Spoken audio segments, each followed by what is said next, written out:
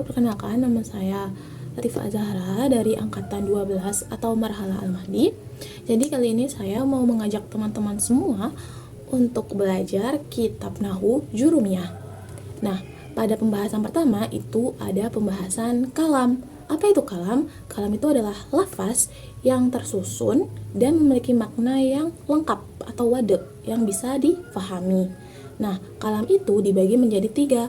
Ada isim, fiil, dan huruf. Isim adalah kalimah atau kata yang memiliki makna mandiri, tidak perlu digabungkan dengan kata yang lain.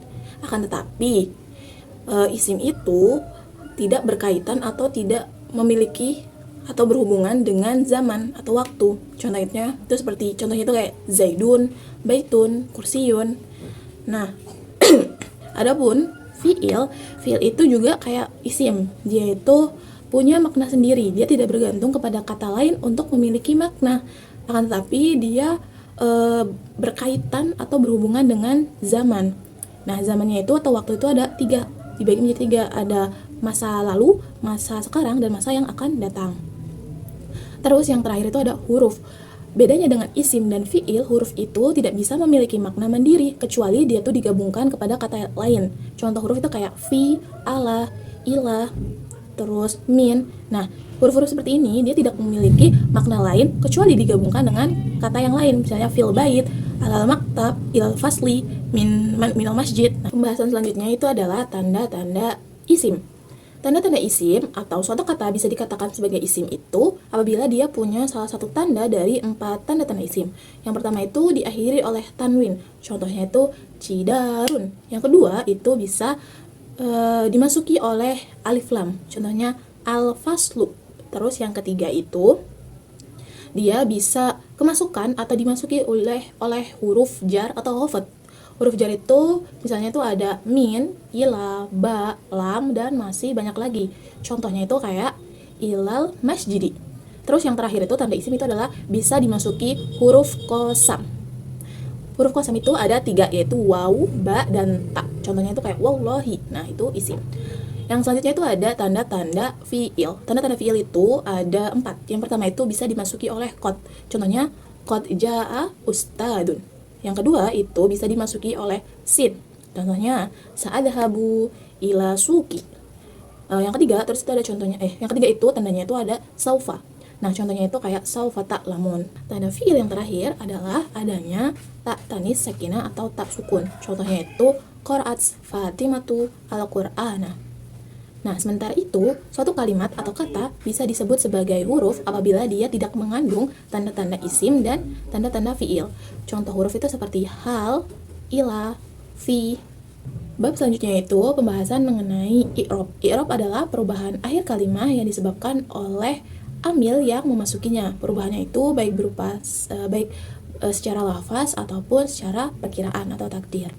Nah, i'rab ini hanya berlaku pada isim dan fiil. I'rab dibagi menjadi 4 jenis. Itu ada rofa, nasab, khafat atau jar, dan jazm.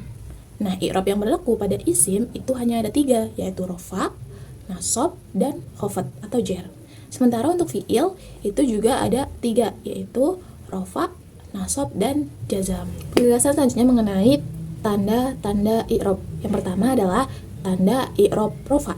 Tanda i'rab rofa itu dibagi menjadi 4. Itu ada domah, waw, alif, dan nun. Tanda domah itu berlaku pada 4 hal. Yang pertama pada isim mufrad, contohnya itu qara'a Zaidun al-Qur'ana. Terus yang kedua itu pada jamak taksir. Contohnya yuqra'u al-kutubu. Terus yang ketiga itu ada pada jamak muannas salim. Contohnya ja'at al-hindatu. Dan terakhir ada pada fiil mudhari yang akhiran hurufnya atau katanya tidak bersambung dengan sesuatu. Contohnya ya'lamu, yaqra'u, yashrabu. Tanda i'rab rofa yang kedua adalah waw.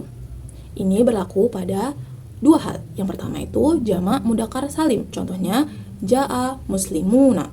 Terus yang kedua berlaku pada asmaul khamsah. Asmaul khamsah itu ada 5, yaitu zu, fu, hamun, abun, dan ahun. Syaratnya untuk bisa menggunakan tanda waw itu asmaul khamsah harus diidofakan atau disandarkan dalam keadaan tunggal. Contoh kalimatnya itu ja'a abuka. Lalu tanda i'rab rofa yang ketiga adalah alif. Tanda ini hanya berlaku pada isim tasniyah saja. Contohnya itu ja'a muslimani. Dan yang terakhir itu adalah dengan nun atau subutun nun. Nah, tanda ini berlaku hanya pada af'alul khamsah. Apa itu af'alul khamsah? Af'alul khamsah adalah fi'il mudhari yang bertemu dengan domir jamak mudzakkar seperti yaf'alu, yaf'aluna, taf'aluna, dan bertemu dengan domir tasniyah seperti yaf'alani, taf'alani, dan terakhir bertemu dengan domir mu'annas mukhatabah, yaitu seperti taf'alina. Jadi di situ tanda rafanya adalah dengan subutun nun. Selanjutnya ada tanda-tanda i'rab nasab dibagi menjadi 5. Yang pertama fathah, itu pada isim mufrad, terus jamak taksir, dan fi'il mudhari yang kemasukan amil nawasib. Terus yang kedua itu ada ya, itu pada jamak mudzakkar salim dan isim tasniyah. Yang ketiga ada hadfun nun, itu pada af'alul khamsah. Terus yang keempat itu ada kasroh, itu pada jamak muannas salim, dan yang terakhir itu ada alif, hanya berlaku pada asmaul khamsah. Kemudian ada tanda-tanda i'rab jar atau khofat, itu ada 3. Yang pertama ada kasroh, berlaku pada isim mufrad, jamak taksir, dan jamak muannas salim. Yang kedua itu ada ya, itu berlaku pada isim tasniyah, asmaul khamsah, dan jamak mudzakkar salim. Yang terakhir itu ada fathah, ini berlaku pada isim ghairu munsorif.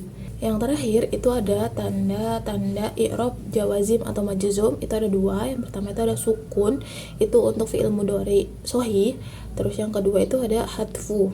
Yang pertama hadfu ilah, itu untuk fi'il mudhari mu'tal, dan yang kedua itu ada hadfu nun untuk fi'il mudhari yang mana rofanya itu dengan subutun nun.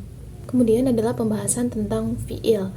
Fi'il itu dibagi menjadi 3. Yang pertama itu ada fi'il madi, itu menunjukkan kata kerja lampau. Fi'il mudhari itu untuk kata kerja masa sekarang dan masa yang akan datang.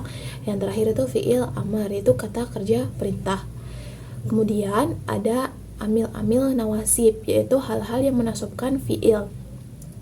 Ini dibagi menjadi 2, yaitu amil nawasib atau amil nasab bizatihi, itu seperti idan, lan, an, kay. Terus yang kedua itu ada amil nawasib an muqaddarah, dengan an muqaddarah atau perkiraan, itu seperti lamul kay, lamul juhud, hatta. Lalu ada amil-amil jawazim atau hal-hal yang menjazmkan fi'il, itu juga dibagi menjadi 2, yaitu yang menjazmkan satu fi'il itu seperti lamul nafi, lam, alama.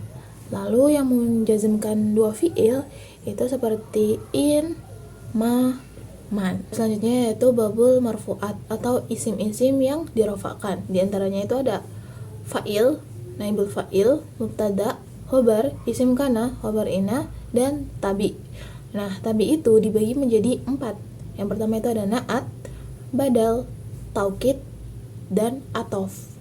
Kemudian ada babul mansubat, yaitu isim-isim yang dinasobkan. Itu ada 15. Yang pertama itu ada maf'ul bi, masdar, isim zaman, isim makan, hal, tamyiz, istisna, munada, isim la, isim ina, khobar kana, tabi, 2 maf'ul dari zona wahwatuha, maf'ul li ajli, dan maf'ul ma'ah. Yang terakhir itu ada majrurat atau isim-isim yang dijarkan. Itu ada 3 macam. Yang pertama itu dijarkan dengan huruf, terus yang kedua itu jar karena idhofah, dan yang terakhir itu jar karena dia itu tabi, dengan tabi. Nah, mungkin sampai sini saja video dari saya. Apabila ada kekurangan dan kesalahan, saya mohon maaf. Saya akhiri. Wassalamualaikum warahmatullahi wabarakatuh.